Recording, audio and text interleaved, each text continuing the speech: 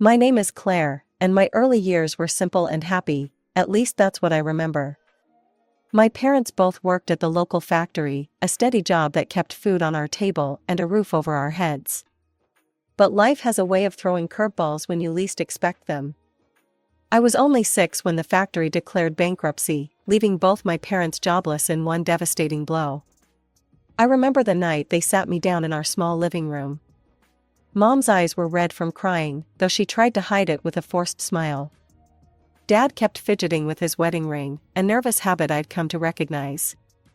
"Claire, sweetie," Mom began, her voice trembling slightly. "We need to tell you something important. Your father's old friend has offered us a business opportunity in another state," Dad continued, trying to sound optimistic. "It's a fresh start for all of us." I didn't fully understand what was happening until they explained that I would be staying with Grandma while they got everything sorted out. They promised it would be temporary, just until they could establish themselves in the new place. The next day, I found myself in Grandma's cozy house, surrounded by the smell of fresh-baked cookies and the gentle whirring of her old ceiling fan. She did her best to make the transition easier, but nothing could fill the void left by my parents' absence. They called regularly, at first, every few days, then weekly, then whenever they had time. Each call followed the same pattern. They'd tell me about their growing business, promise to visit soon, and assure me they were working hard to create a better future for all of us. Life with Grandma settled into a comfortable routine. She was patient, kind, and always made sure I felt loved.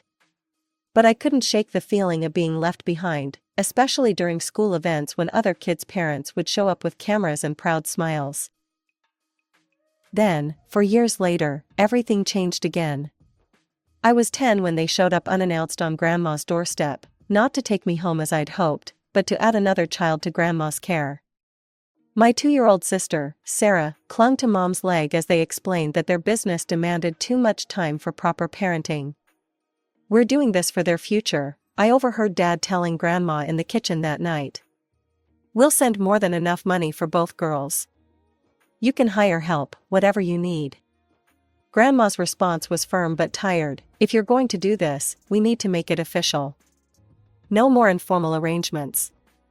That's how, in one afternoon, my parents legally transferred their parental rights to Grandma. They signed the papers with practiced efficiency, as if they were closing another business deal. The first nanny Grandma hired was Mrs. Peterson, a sweet lady in her 50s, with decades of childcare experience. She lasted exactly 2 days. Sarah would scream the moment I left for school, her tiny face turning red as she reached desperately for me. "I'm so sorry," Mrs. Peterson said, gathering her things after another failed attempt. "In all my years, I've never seen such separation anxiety." Grandma tried 5 more nannies over the next few months. Each one came highly recommended, each one left defeated. Sarah would throw herself on the floor, kick and scream, or hide under furniture, anything to avoid being left with a stranger. "No. Want Claire? Claire," became her daily mantra. I remember one particular morning when Ms. Rodriguez, our third nanny, tried to read Sarah a story. My sister took one look at the book, threw it across the room, and ran to me, wrapping her little arms around my legs. "Claire, stay," she demanded, tears streaming down her face. That's when I started taking more responsibility. I was only 10, but I learned to change diapers, prepare simple meals, and handle Sarah's bedtime routine. At first, money wasn't an issue. Mom and Dad sent generous monthly payments, more than enough for Grandma to keep trying with different nannies and still have plenty left over for our needs. We had new clothes, good food, and even some extras. Sarah's room was filled with educational toys, and I got a new bicycle for my 11th birthday. But then the payments started becoming irregular. Sometimes they'd send less than promised, other times nothing at all. Their excuses varied: business was slow, investments needed time, the market was down. Grandma started cutting corners. No more new clothes unless we absolutely needed them. Generic brands instead of name brand cereals. Careful budgeting of utilities. She tried to hide her worry, but I'd catch her at the kitchen table late at night, calculator in hand, trying to make the numbers work. By the time I was finishing high school, the situation had become dire. The promised college fund? Non-existent. My parents had completely dropped off the radar, no calls, no money, no explanation. My final report card came with a full scholarship offer to State University, but even with that, we couldn't afford the remaining costs. The trading company downtown is hiring, I said firmly. They offer health insurance and steady pay. We need that more than I need college right now. The next week, I started my job as a junior sales associate at Marshall Trading Company. The pay wasn't great, but it was enough to keep food on the table and Sarah in school clothes. College would have to wait. Grandma's death hit us like a thunderbolt on a clear day. One morning, she just didn't wake up. Sarah was 16, and I was 24. We stood together at the funeral, just the two of us, watching as they lowered the casket into the ground. Our parents didn't show up, didn't even send flowers or a card. Life got harder after that.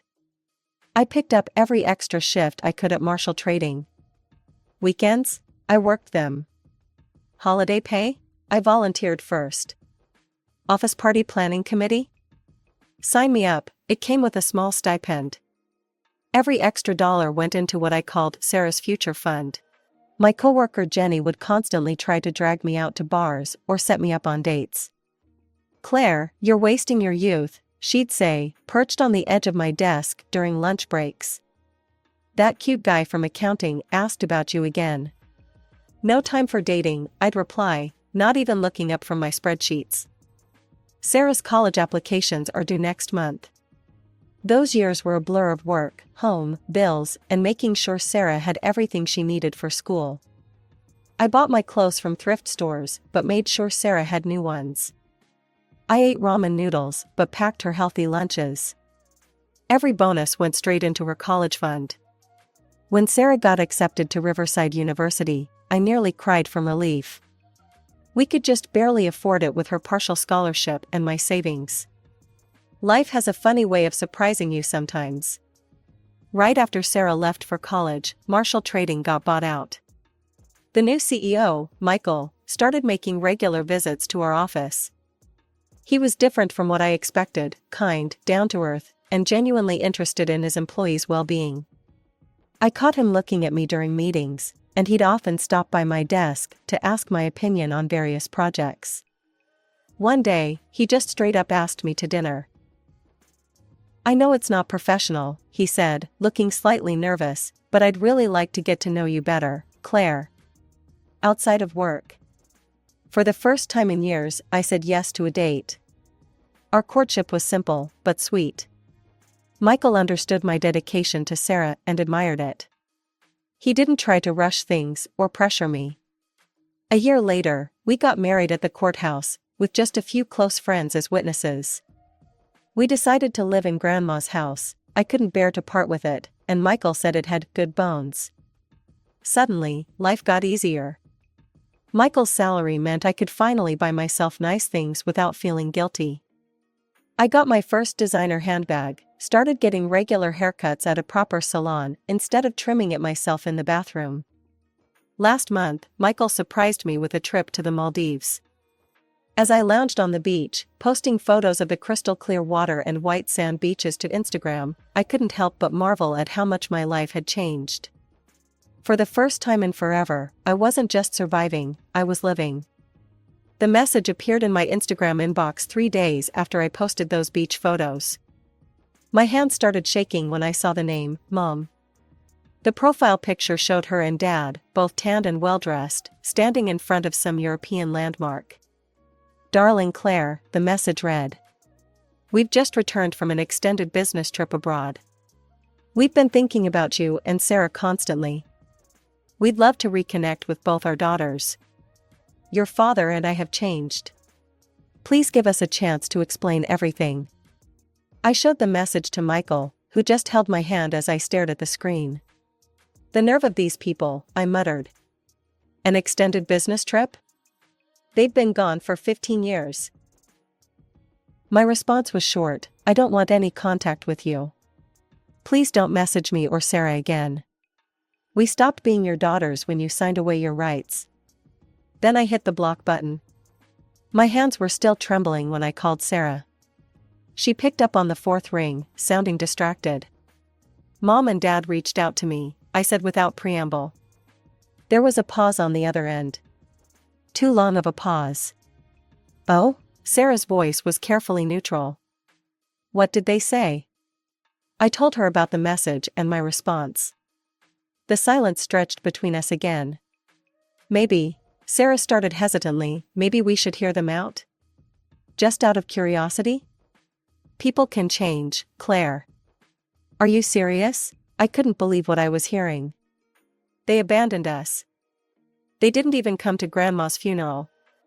I know, she backpedaled quickly. You're right. Of course, you're right. I won't talk to them either. But something in her voice didn't sit right with me. It was too rehearsed, too uncertain. After that conversation, things changed between us. Sarah's calls became shorter, less frequent. She always had an excuse for why she couldn't visit during breaks: too much studying, a summer internship, plans with friends. I can come visit you, I offered countless times. Oh, this weekend's not good, she'd say. I have a huge project due. Maybe next month? But next month never came. Eventually, the call stopped altogether. I tried reaching out, but she'd only respond with brief texts: super busy, caught up with finals, talk soon. I found myself checking her Instagram daily. Her profile was sparse, just a few generic photos of coffee cups and library books, an occasional selfie. No location tags, no friend tags, nothing that gave away anything about her actual life. Sarah's graduation came and went without an invitation. I only found out about it through a generic post on her Instagram: finally done. No photos, no details, nothing. I spent that entire day staring at my phone, hoping she might at least send me a picture or call to share her excitement. But there was only silence. A month later, she was back in town. She didn't come to visit. Instead, I got a text: hey, just letting you know I'm back. Got an apartment on the east side. Starting my new job next week. That's great, I replied, my heart racing with hope for reconnection. Want to grab coffee? Catch up? I've really missed you. Super busy with the move. Maybe later. Later never came. Weeks turned into months, and Sarah remained as elusive as ever. I'd find myself idling at traffic lights, staring at young women walking down the street, hoping to catch a glimpse of my sister. Then came the morning that changed everything. Michael was scrolling through his Facebook feed during breakfast, coffee in hand, when he suddenly went very still. I noticed the change in his expression immediately, the way his jaw tightened, how his eyes narrowed slightly. Claire, he said carefully, his voice measured in a way that made my stomach twist. I need to show you something. He handed me his phone. On the screen was a wedding invitation from his college friend, James Anderson. Below it was a photo that made my coffee cup slip from my fingers and shatter on the floor, sending hot liquid and ceramic shards across our kitchen tiles. There was Sarah, in a designer dress that probably cost more than my monthly salary, diamond earrings sparkling, her arm wrapped around James. Her smile was radiant, confident, a smile I hadn't seen in years. The caption read, "She said yes. Wedding in 3 weeks." I don't understand, I stammered, my voice barely a whisper. She never even told me she was dating anyone. We immediately went to Sarah's Instagram page, the one I'd been following religiously for years. Nothing. Not a hint of engagement or James or anything. Just the same sparse feed of coffee cups and vague quotes about success.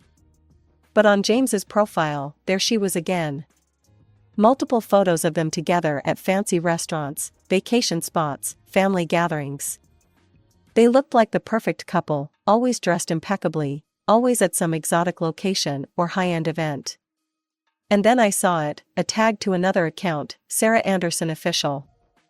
My hands shaking, I clicked the link. It opened to a completely different Instagram profile, full of life and color, and my parents. There they were, standing on either side of Sarah in a high-end bridal boutique, champagne glasses in hand. The caption read, "Wedding planning with Mom and Dad. So blessed to have such amazing parents helping make my dream wedding come true. Wedding planning, best parents ever." Photo after photo showed them together: Christmas celebrations, birthday parties, luxury vacations. All dated back to Sarah's first year of college. All hidden from me. They had celebrated every holiday together, shared every milestone, while I sat at home checking a fake Instagram account, believing my sister was too busy to call. One post particularly caught my eye. Sarah standing between our parents at what looked like an expensive restaurant, all three of them beaming at the camera. "So grateful for my wonderful parents who've given me everything I could ever want in life. Your success inspires me every day. Blessed child, family first." With trembling fingers, I dialed Sarah's number. The phone rang and rang, each tone feeling like an eternity. Finally, on what must have been the 10th ring, she picked up. "What is it, Claire?" "I'm kind of busy," she answered, irritation clear in her voice. "We need to meet today." I tried to keep my voice steady. "I really can't. I've got appointments all day and..." "I know about the wedding, Sarah." The words came out sharper than I intended. "I know about Mom and Dad too. I saw your other Instagram account. I saw all the photos with Mom and Dad. The wedding planning, the vacations, everything." Another pause, shorter this time. When she spoke again, her voice was different, harder, colder. "Fine. You want the truth? I'm tired of living like you, Claire. Scraping by, shopping at thrift stores, counting every penny. That's your life, not mine." Her words felt like physical blows. "I lived like that so you could have an education. I sent you money every semester." She cut me off with a harsh laugh. "Oh, that money? Yeah, I spent it on Gucci bags and Christian Louboutin shoes. Mom and Dad were already paying for my tuition and apartment anyway." "What?" I felt like I couldn't breathe. "You mean all those years I worked overtime, skipped meals?" "I never asked you to do that," she snapped. "That was your choice. And honestly, Mom and Dad give me more in a month than you scraped together in a year. They abandoned us." I was practically shouting now. "They left us with Grandma and never looked back. How can you just forget that?" "People change, Claire. They made mistakes, sure, but they've more than made up for it. They're successful now, wealthy. They can give me the life I deserve." "So they just bought you? Is that it?" "Call it what you want," she said dismissively. "They're paying for half my wedding, James's family is covering the rest. It's going to be amazing, 5-star hotel, celebrity wedding planner, 300 guests." My voice was barely a whisper now. "Why didn't you invite me?" There was a moment of silence before she answered, her voice dripping with disdain. "Look at yourself, Claire. No college education, living in Grandma's old house, wearing off-the-rack clothes. You'd stick out like a sore thumb. My friends are all from good families, educated people. I can't have you embarrassing me." Her voice turned cold and final. "Do not come to my wedding, Claire. I mean it. Don't try to contact me, don't try to show up. You'll only embarrass yourself and me." The line went dead before I could respond. I stood there, phone still pressed to my ear, listening to the silence, feeling my world crumble around me. After I hung up the phone, everything I'd been holding back came rushing out. I collapsed onto the kitchen floor, sobbing uncontrollably. Michael found me there, curled up against the cabinets, tears streaming down my face. "I heard," he said quietly, sitting down beside me. "I heard everything." He held me while I cried, my tears soaking into his shirt. When I finally calmed down enough to speak, he had a determined look in his eyes. "I need to make a call," he said, pulling out his phone. "Michael, don't," I started, but he was already dialing. "James? Hey, it's Michael. Listen, I need to tell you something important about Sarah, and you need to hear it before the wedding. I watched as Michael paced our kitchen, telling James everything about our parents abandoning us, about how I'd raised Sarah, about the secret Instagram account and the years of deception. He told him about the money I'd sacrificed for her education, only to learn she'd spent it on luxury items while our parents paid her tuition. I won't be attending the wedding, Michael concluded. And you needed to know why. 3 weeks later, I sat in front of my laptop, watching the wedding livestream. I told myself I was torturing myself unnecessarily, but I couldn't look away. The venue was spectacular: crystal chandeliers, flower arrangements that must have cost thousands, a string quartet playing softly in the background. I watched as our parents arrived, Mom in an expensive designer dress, Dad in a tailored tuxedo. They looked exactly like their social media photos: successful, polished, proud. Sarah appeared in her wedding dress, looking like a princess from a fairy tale. The ceremony began traditionally enough. But when it came time for the vows, James stepped forward and took the microphone. "I'm sorry," he said, his voice echoing through the speakers, "but I can't go through with this wedding." The crowd gasped. Sarah's face went pale. "There's someone missing here today," James continued. "Someone who should be standing right next to the bride. Claire, Sarah's sister, who raised her when their parents abandoned them both. You could have heard a pin drop in that ballroom. Claire sacrificed everything for Sarah: her education, her youth, her dreams. She worked multiple jobs to put Sarah through college, or so she thought. And how does Sarah repay that love and sacrifice? By hiding her sister's existence, being ashamed of her, and uninviting her from this wedding because she's not sophisticated enough." Sarah tried to grab the microphone. "James, please." "No," he cut her off. "I've learned something important through all this. Money can buy beautiful weddings and designer clothes, but it can't buy character. And I won't marry someone who could treat their own sister, their own mother figure, with such callous ingratitude." With that, James walked down the aisle and out the door, leaving chaos in his wake. The livestream continued for a few more minutes, capturing the stunned faces of the guests, Sarah's mascara-streaked tears, and our parents' attempts to control the situation. 2 weeks later, through the local business news, I learned that my parents' company had gone bankrupt. Apparently, they'd been operating on massive debt for years, maintaining a facade of wealth while teetering on the edge of financial collapse. Now it had all come crashing down, taking with it their ability to maintain Sarah's luxury lifestyle. It was a rainy Sunday afternoon when they showed up at my door, all three of them, looking considerably less polished than in their social media photos. "We need to talk about what's rightfully ours," Mom announced, pushing past me into the house before I could stop her. Her eyes swept across the living room: the same furniture Grandma had loved, the same photos on the walls, the same worn but well-maintained hardwood floors. "This should have been mine," she declared, turning to face me. "This is my mother's house." Sarah followed, her heels clicking on the floor, though I noticed they weren't Louboutins anymore. "And I'm her granddaughter. I have rights too. Grandma loved me, she wouldn't have wanted me to struggle."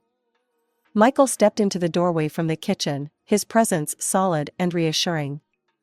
I was grateful he was home for this. I almost laughed at the irony. Now they remembered Grandma's love? Now they cared about what she would have wanted? Struggle? I couldn't help but ask. Like when you spent my hard-earned money on designer bags while lying to my face about college expenses?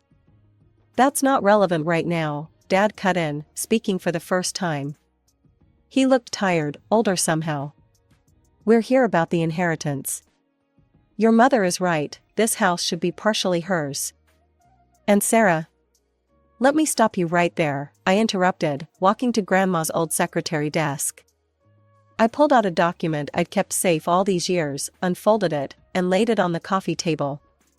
"This is Grandma's will," I said quietly. "Properly witnessed and notarized.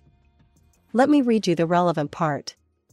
I cleared my throat and began reading. "To my granddaughter Claire, I leave my entire estate, including my house at 1247 Maple Street and all my savings and investments.